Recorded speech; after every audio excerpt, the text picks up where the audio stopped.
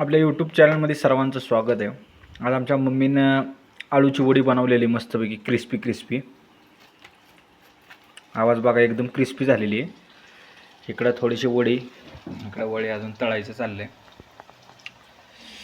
Tasty आमची mummy पदार्थ असं बनवत असते आणि वडी एकदम छान झालेली. तर आपण वडी खाऊन बघूया.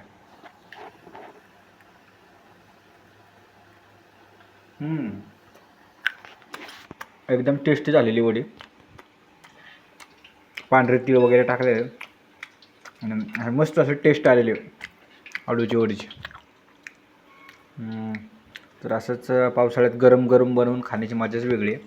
तर वड्या तळायचं चालू आहे आणि मी गरम वड्यांचा आस्वाद घेतो आहे. आपला व्हिडिओ आवडल्यास लाईक करा, शेअर करा आणि सबस्क्राईब करा.